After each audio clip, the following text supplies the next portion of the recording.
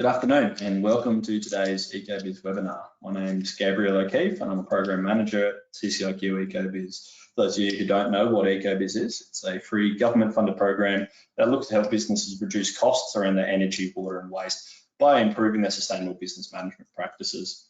Joining me today is Brad Jeavons, who is the Principal Consultant at SA Partners, and he's going to be talking to us today about lean and green, which is a relatively new way of thinking, I guess, in our region. What once used to be deemed to be a bit of a nice to have in businesses is really now becoming a key driver for businesses to succeed, thrive, and be quite agile and adaptable, particularly in our current environmental climate. Today, Brad is going to explore the lean and green business model and how your business can benefit. But before we start, if you do want to ask any questions throughout or afterwards, you can do so at any time during the webinar, just using the chat box that appears in the bottom right-hand side of your screen. I'm going to hand over to Brad now to take you through today's presentation. Thanks, Brad. Thanks, Gabriel. Appreciate it. Everyone, thanks for joining us today to run through this session. I'm going to be applying how you can do this in a crisis situation, considering everything that's going on at the minute too. This is an approach that can be done very fast and slick and really help you navigate and build agility to get through these times and still help the planet as you go. And it can also be done more drawn out and longer term. So I will give you examples of the fast-paced approach today, and I'll talk about companies that are doing it, because we're all in a really tough position at the minute with a lot changing. And if you navigate it the right way, we'll come out stronger the other side. So let's go through this. The presentation is on Agile, Lean and Green, which is all about how do we get the win-win outcomes between economic and environmental gains, and how do we build a culture of continuous improvement and agility to do that and get everyone pulling in the same direction and really driving improvement and outcomes for the business. Look at it traditionally, probably it started when I first went to university. It was starting to gear up back in the early 90s. Globalization has been massive. So globalization is the way that we've been focused and working so hard over the last 30 years or more. And if you look at it, globalization has delivered a lot of great things. It's delivered countries out of a very poor position and allowed countries to come up and millions and billions of people to really get a much better quality of life. But it's also led to a number of challenges. And I think we've really experienced those over the last 2 months, where continuity of supply, like I think I hear about continuity of supply about 50 times a day at the moment, where the global supply chain is fragile, and we've seen what something like a virus can do to it and really disrupt right throughout and cause all sorts of challenges that we're just really seeing the start of. But the other part that's really been hard for the planet on the global supply chain is the length of it. You know, a global supply chain is so long, and so often it's ended up in things going to waste. So if you look at it, if we take the example of an aluminium can and the global supply chain, we'll have bauxite mined in Gladstone, and it will then be shipped overseas, and it can be turned into an aluminium ingot. It can then be potentially rolled. It might be shipped somewhere else to be rolled into foil or thin product. It'll then be shipped across the world again and potentially then turned into a can and then shipped and put into a drink into it. It'll then be shipped into a supply chain and into a retail store. And from there, people will buy it and consume it. And such a high portion of that product, once the finished can, is going to landfill still, which is complete environmental waste, because we need to fully mine more bauxite to go through the whole supply chain. Now, the amount of energy consumption and waste through this supply chain is huge. And so that's all environmental impact right throughout. But the other factor that happens that not many people know about is the bullwhip effect. The longer a supply chain is, the more inventory that ends up getting held at different stages of it to deal with variability. So people end up stockpiling. It's sort of what's happened in a funny kind of way with toilet paper recently in relation to, you know, the whole virus has just driven people to stockpile. And throughout a long supply chain, if anything gets disrupted in it and someone has a bad experience, something's late, something gets a bit tight, what they'll do is they'll stockpile, and that just causes a heap of waste. It ends up resulting in defects, thrown out product, more warehouses, And all of that equates to more environmental impact as well as global cost. The challenge with the long supply chains is that no one's balance sheet actually clearly defines all those costs that happen. You know, we don't have visibility of it, and that's why these things have been going on the way they've gone. So in order to move forward and actually provide better economic outcomes, but also a greener planet, or at least the same planet for our children and grandchildren in the future, we know that we need to now move towards more of a circular economy rather than a linear economy, where you've got linear is where we're taking resource, we're producing, and then we're disposing. Circular is where you've got the biological loop, which might be we're growing something, we're turning it into a product, we're consuming it, we're composting it, we're growing something again, and we've got a constant loop like a biocircle going. And then you've got the technical loop, which is we're making something out of 100% recycled material, we're then using it, we're then actually recycling it, and we're then making the product again or another product from it. And that's called the technical loop. There's another element of the technical loop, which is where we can sustain products for longer in use. And that's things like maintaining products for longer. It's things like sharing. And we see many examples of that nowadays. It's how can we actually slow down and extend the life of products to stop that whole energy requirement that happens so often at the moment. So what we need to do from an environmental point of view is actually we need to slow the loop. So how can we actually slow down the speed at which things get consumed and disposed of, or even the speed at which they get recycled? The longer we can slow that down, which is a direct cost benefit to anyone doing it, because as you actually retain that item for longer and can keep it running at performance for longer. But it also then we need to close the loop, that when something is end of life, we can either compost it and then grow something to recreate product, or we recycle it and that gets then turned into other products. And that's basically where the Paris Agreement stipulates we're heading for. By 2050, the target is zero impact on our planet. And it's really exciting. But in these days, it's important that we really focus on the economic and the environment. And that's what Lean and Green, Agile Lean and Green is about. The challenge traditionally has been that we've looked at the two, economic gains and environmental gains, as two pieces of the puzzle that don't connect. So we thought that, okay, we need to make money over here on the left. And then if we're feeling charitable and good, we'll give it to environmental causes, or we'll do some environmental initiatives and we'll help the environment. And what the problem with that is that when they're seen as disconnected items, when you get economic crisis like we've got now, the thing that gets stopped is environmental effort.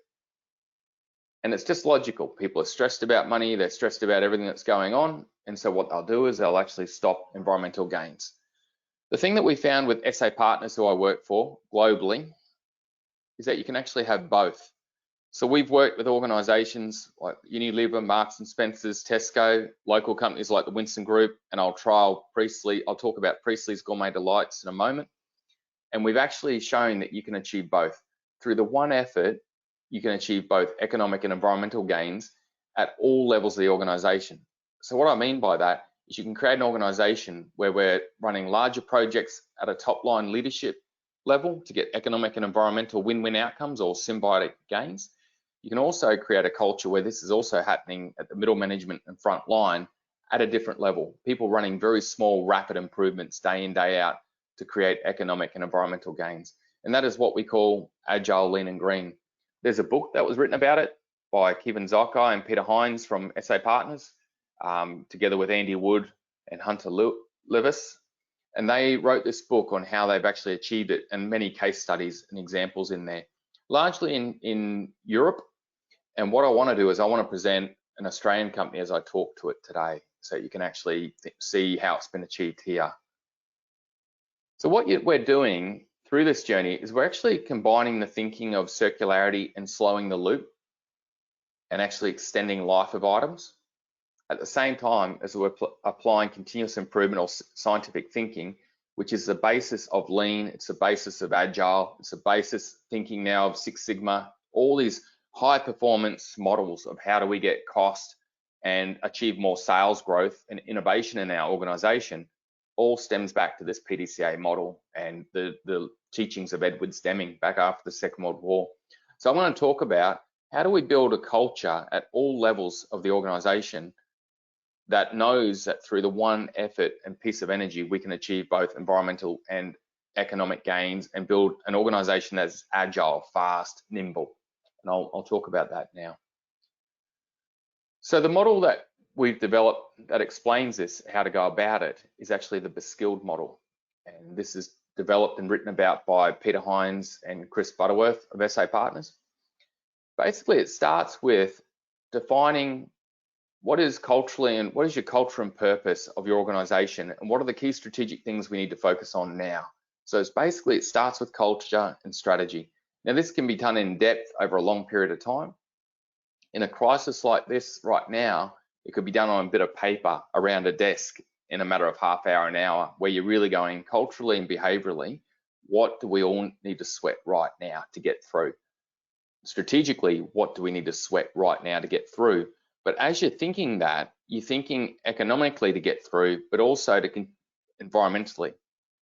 And the secret of it is combining that lean and green message, or that economic environmental message, at this level of your organization's purpose or mission right now, and your vision to get through the next few months even, or it could be longer term, and your culture. And then also, what are the things we got to really sweat and focus on right now, strategically and measure-wise. And if you blend those two in there of environmental and economic, that'll give you a good foundation to get a lean and green journey going. The next aspect of it is then to deploy it to all levels of the organization, and I'll talk about that in a moment.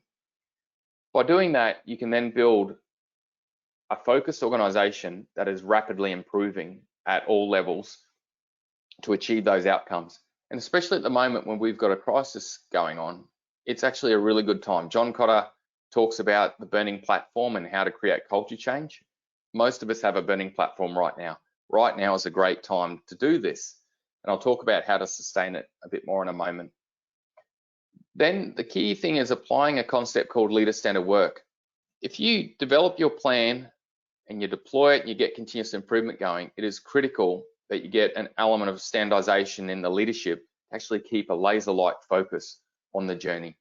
In times like this, when everyone's stressed and under pressure, typically what will happen is people will drift off into whatever noise is coming at them. But what we need in a time like this is laser-like focus. The way we do that is to have a plan and define it. But the most critical part is leaders keep applying energy to help people keep focused and keep on the journey and overcome challenges as they rear up. The final aspect of this skill model is looking for learning and development avenues to really help the gaps that you've got at the minute. If you see gaps in this journey that I talk about today and you need to fill them, it's critical that you look for where can we get that learning and development. So that could be companies like SA Partners who I work for. It could be other organizations out there providing similar services. It could be that you've got someone internal to your organization that can really help. And we see that this model, the skilled model, if an organization keeps continuously tweaking and improving this model as they go forward, they'll achieve a sustainable excellence journey of a really agile, nimble organization that is moving towards economic and environmental gains for their people, customers, and the planet. So I'll go through each section now. And I'm actually going to talk about Priestley's as we go, and also I'll talk a little bit about Tesco's and others to just give that global flavour to it as we go through. So if we talk behavioural and strategy deployment, there's a really critical aspect, because this is what creates that focus, and especially in times like this, we need focus. And it is not just strategies. Culture is so important at the moment too, really driving purpose and direction. So let's look at how companies have done it. So if you look at Tesco's, they've got this cultural model that defines their culture and their purpose at the middle of it, and it blends all aspects of what's important to them, including the community, which is where their environmental and social aspects of their culture sit. There's a really nice document. It really explains it clearly. They would have put a lot of time into developing this, but you can do it extremely quickly. You can sit down and go, okay, culturally, what is important to us right now? If you have a mission, okay, well, let's explain that mission, what's very important right now. And if you blend that environmental and economic piece into that, you can really, that wins your people's hearts it can really work well. And then you can put in the key behaviors against your values. What behaviors are really critical for us to exude and really demonstrate right now to get through this crisis, but also to sustain going forward, making our business more agile, nimble, stronger, and also helping our planet. The other aspect is then having your strategic plan. And this is Priestley's. It's got their purpose or mission, simply creating happiness, which is about creating those moments of happiness for people around their products. It's got the definition, their vision for the next period of time. It's then got their goals, top line goals and measures. It's so important that a strategic plan has measures, both leading and lagging. When I say leading, it's what do we need to sweat right now to achieve to get through? What are the key strategies that we need to focus on? The 2, 3, 4, 5 things that if we really nail these, we will get through or sustain upon a difference for the future. And then leading measures, or economic engines, as Jim Collins called them. These are the dials that we need to sweat to really get better and better and better at, that we predict would actually help us achieve our goals right now.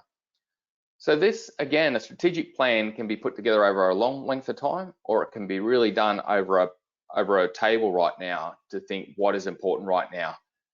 The key with a plan too is that it can change if it has to. 2 days time now, things could change again. Things might be different. We've got to go back to the plan and tweak. I think a lot of people just leave not having a plan because of that, but I think that's dangerous. If you've got a plan, no matter how rough and quick it is, at least you've got something to refer back to and keep yourself focused and keep the whole organization focused. And if things change the plan rapidly, redeploy again, and keep moving forward.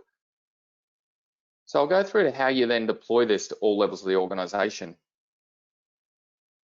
What that looks like is this, where you then could have your plan and your culture and purpose, and over a length of period, you could run, work groups with people and help them check the plan and give you feedback on the top line plan and the culture, and you could really tweak it and adjust it.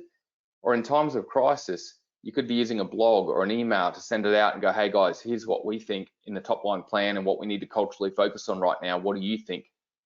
And you could do it very fast.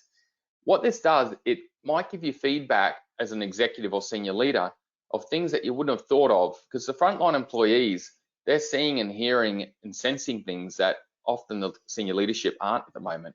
So you might, by actually checking with them before you lock the plan and the culture piece away, you might actually get some feedback that really gives you some strong insight to adjust.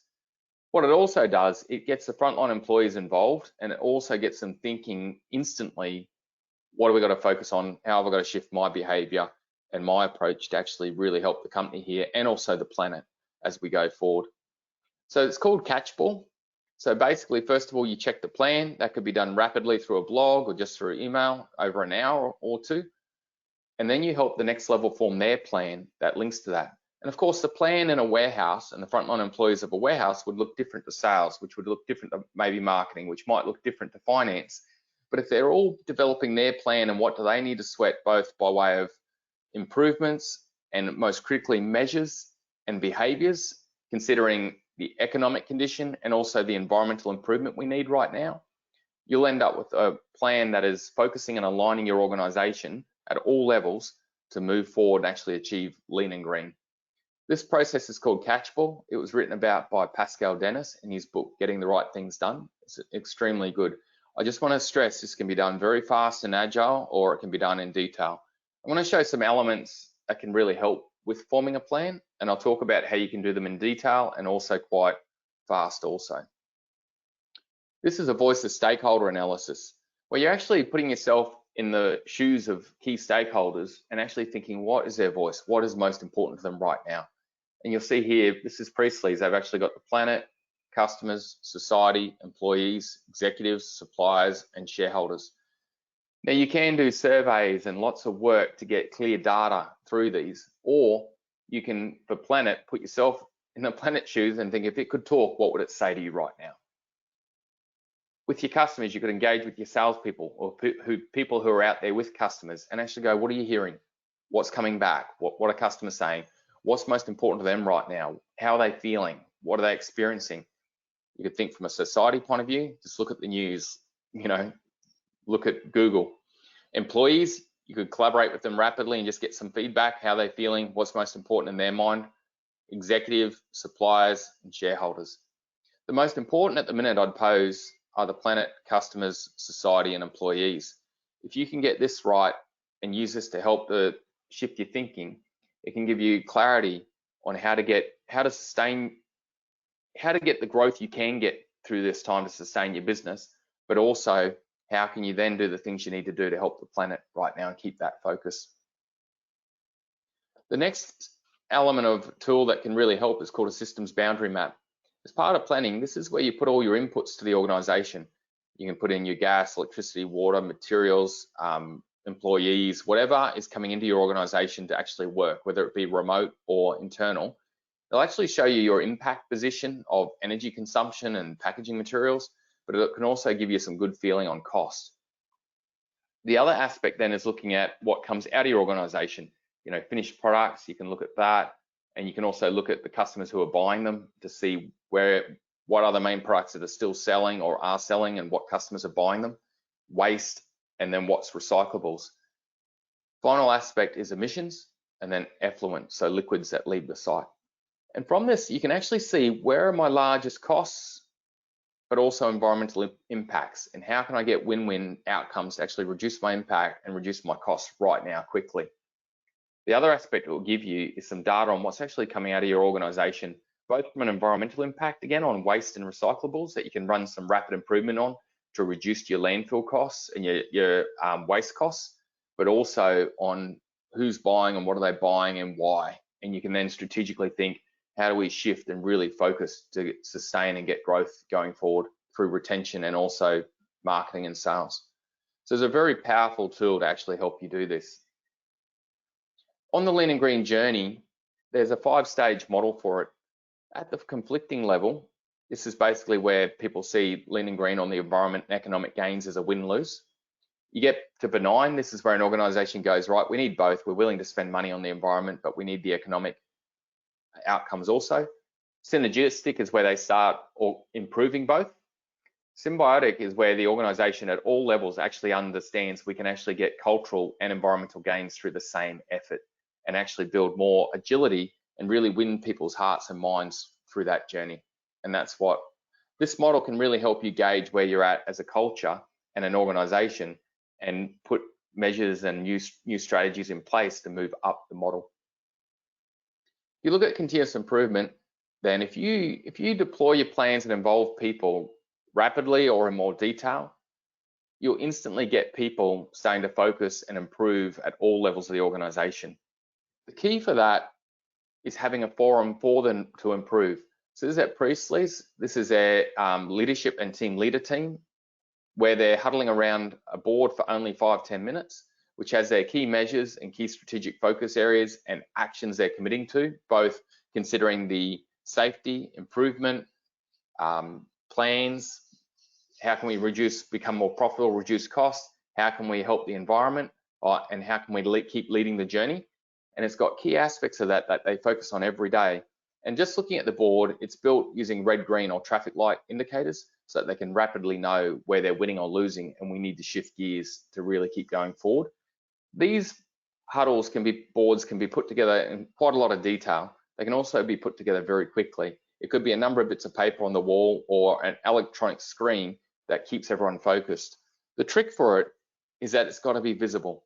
Whenever you need a team to work fast and in an agile way, that data and what they need to focus on needs to be front of mind. And the only way to keep it front of mind is to make it visible. Whenever a plan or measures are trapped away in a computer, that's not helping drive behavior at all. And so it's the visuality aspect of it at any time that is so critical.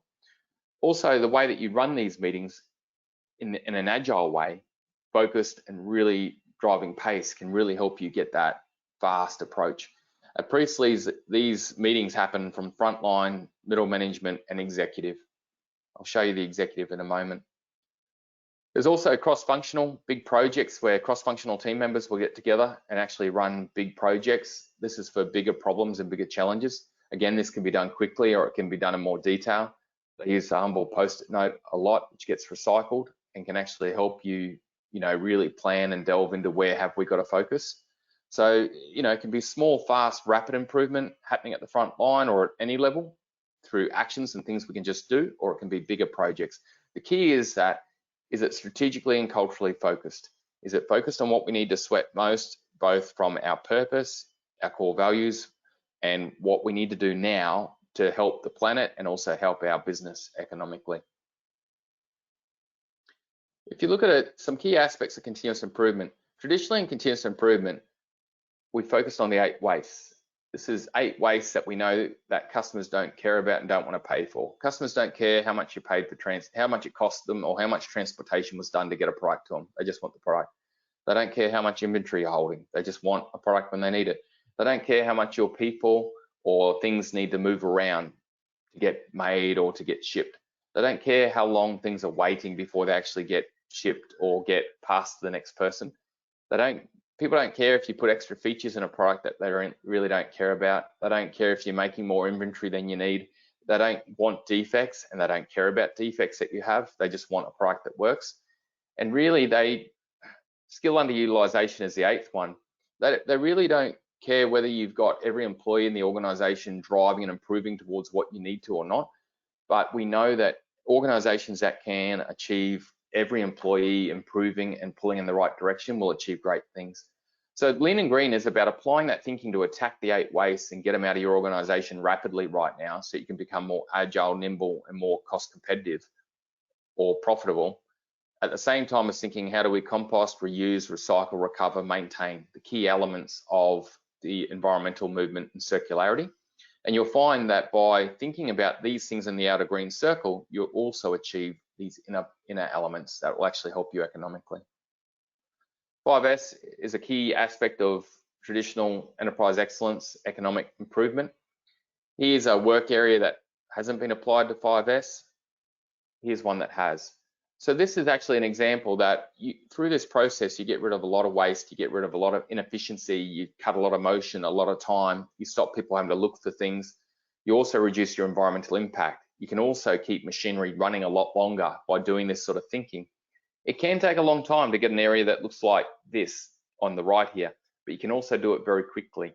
It can be deployed in about an hour or less, just using simple practices and tape and things like that. But the environmental aspect and cultural aspect it brings you to is very strong. Working in an environment like this on the left doesn't drive thinking of environment, doesn't drive thinking of efficiency. On the right, it does.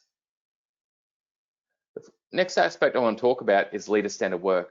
Leader-centered work is about applying the right leadership behavior to keep everyone focused and really pulling in the right direction right now, which is so critical. This is a Priestley's executive leadership team huddling, which they do multiple times a week for only 5-10 minutes around their board that has their key measures, plans that cover both economic and environmental prerogatives right now. And they meet rapidly, they check how they're tracking, and then they capture actions that they need to do right now. Also at this huddle, issues or improvement ideas that have come up from the front line that need to get to the executive, only the ones that need to get to the executive can hear, daily and get actioned. The key aspect of leader-centered work is the executive leading the journey as much as the front line. And these huddles at Priestley's happen at all levels. So you can have this rapid flow of comms up and down the organization, and everyone has a forum to keep focus and keep moving forward to create economic and environmental gains.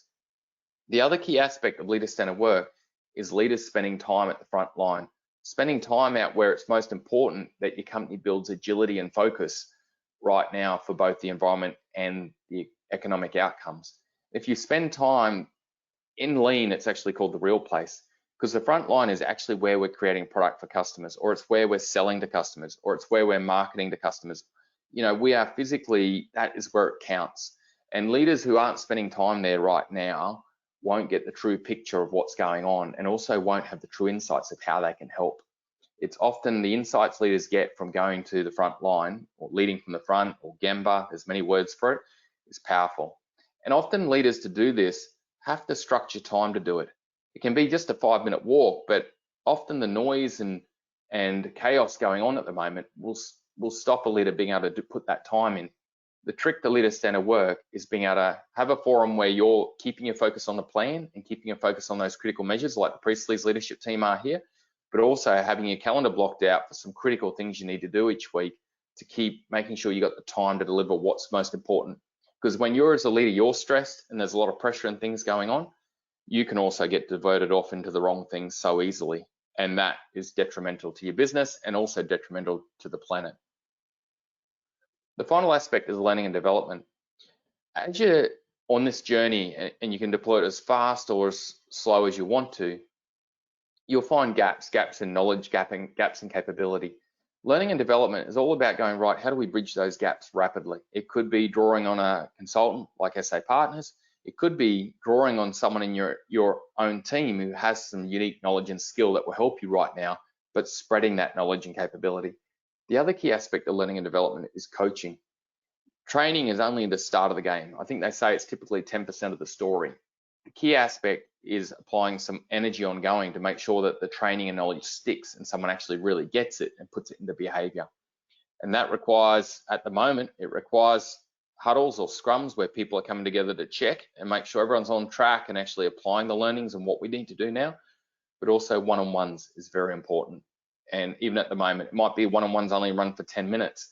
But if you can be checking in on those individuals, each level, to make sure that things are tracking the right way and that there's no gaps and people don't have any challenges, it's extremely powerful. So if you look at learning and development, here's myself, SA Partners, providing learning and development. Anything SA Partners does is backed by Cardiff University and certified by the uni. We're linked in there with the LCS system that Peter Hines put together back in the day with Cardiff. And it's also, you can look internally. Who have you got internally? Who have you got close by? Do you have another organisation or partner you could draw upon to help you at the moment? And so I can't stress this enough. Without capability in your people, it'll be hard for them to actually take the journey. That basically reaches the end of the intro on Lean and Green. The two things I stress is that you can achieve environmental and economic gains through the same effort. It does require planning, particularly at the minute. You can do that extremely rapidly, and it requires, most importantly, focus. To get focus, you need some forum that's keeping you focused. You also need some measures and just keep coming back to it. And I hope everyone that's helped you, and good luck navigating this time that we're in right now. I wish the best for everyone. I'm helping every customer I work right now rapidly to adjust and move forward. And I hope you achieve and come out the other side stronger. Thank you. Thanks, Brad. That was really, really enlightening. I personally feel like it's really great to hear those individual components of the Lean and Green journey really teased out there. I know for a lot of businesses that go through ecoBiz, they're just right at the start of that journey. And I think hearing that it doesn't need to be this big monolithic strategy that has to be compiled, that it can be something that's dynamic and on the go and flexible. You know, you're talking about sitting down with the team with a mix of workers there and getting something on the books in sort of half an hour is really handy, and sort of the essence of being lean and sustainable in my mind. So that flexibility and that creativity. Look, we've got a couple of questions that I'm hoping you can answer for us. The first one's pretty pertinent. It's about what you said on frontline staff. So for organisations where maybe the interested individuals or you've got your sustainable champions working in the frontline staff, or more on that operational element of the business, what can they be doing to get the conversation rolling with senior management, as opposed to maybe when it's senior management implementing the changes off the bat? I think the first thing I'd say, Gabe, is that one option the frontline employees got is to create a beachhead. What I mean by beachhead, in your area, put it into practice and make it happen and demonstrate it. You know, apply Lean and Green thinking and track the results. For senior executive, what often talks is measures and results. You know, so you need to through it actually track that, but you can create a beachhead and just go and do it and nail it, and then you're going to prove it. And I've seen that happen so many times. The other thing you can do then is actually try and get the senior leader something with facts and figures and data, or take them to see someone that is doing it and help them see. It could even be get them that Lean and Green book and, you know, have a read, or show them this webinar and get them to have a think about it. So that's the other option you got. Now, if you get blocked from them at the minute, like at the minute, there's a lot of stress, there's a lot of pressure, they're living day by day at the moment. You know, you could always go and do the beachhead and just make it happen right now. But the other thing to stress to the senior leaders is that this can be done extremely quickly And I think the biggest risk for most senior leaders at the minute is if they do live day to day without any form of plan to keep them focused, there's a real risk that they drift off into a path that isn't really going to get them through right now. And so that's the biggest threat, I think, for any Australian business right now. Yeah, great. Do what you can with what you got when you've got it. Yeah. Okay, second question. So this type of process, can it be applied across any business, or are there realistic limitations depending on what industry you're operating in? No, every business. You've got, like I know ING's just gone Agile, and they're driving the environment too, the lean and green. They're banks, there's food manufacturers, there's retail stores, there's abattoirs, there's, you name it, anyone. Retail stores, like in Brisbane alone, let's talk Brisbane, there's Camera Pro on the journey, which is a retailer, and they're really pumping it. Their purpose is empowering and inspiring others to create a better world. You've got Priestley's, you've got Battery World, which are part of Century Yuasa. You know, they're a battery retailer and also a battery manufacturer. You've got Priestley's, you've got the Winston Group, which is a packaging company, you know, Signet and Signia. It's so many. Okay, great. So it's really a broad church that it can be applied to. Yeah. Fantastic. All right, final question. Looking at the applied end of this journey and this structure that you talk about, realistically, how much can a business achieve that, say, doesn't have a lot of cash ready for large investment? Huge amounts. Most of the gains are actually in things that don't cost you money. You know, in my game, you call it low-hanging fruit. If any organization is not already on this journey, you have got low-hanging fruit to attack right now. The trick is often being able to see it. So potentially, you may have someone in the organization who has some knowledge in what I'm talking about, and you could bring them in to help you see or help your team see. And then if you can see the low-hanging fruit, attack it, get it going, you'll get the environmental gains and the economic gains. The other way is to potentially even just get people from different areas to come across and think. The other areas to draw on companies like SA Partners. We're doing a lot via webinar, of course, right now, which is a low-cost, really fast, simple way to do some work and help each other. So, and I think there's other companies like SA Partners doing that right now too. So if you do want to engage and get my help, my details are up on the screen right at the moment. Perfect. That's really good to hear. And obviously that's something that we really focus on with ecoBiz, that low-hanging fruit. Well, look, I think that's all the time we'll have for today. So thanks, Brad, for taking the time to present to us. I'd also like to thank everyone who's joined in. We'll send out a copy of this webinar recording and presentation slides later today. And obviously we'll have that up on our website and media pages as well. Please make sure that you check out CCIQ ecoBiz and SA Partners. For anyone here who is interested in this process, obviously ecoBiz is a great way to enter into this arena when you're not too sure where to start. And again, Brad talking about low-hanging fruits, it being a free program is a perfect place to start. Brad's got his details up on the webinar, as well as we'll put that in the follow-up email if you do have any questions. And thanks very much. Have a great one, guys. Thank you, everyone.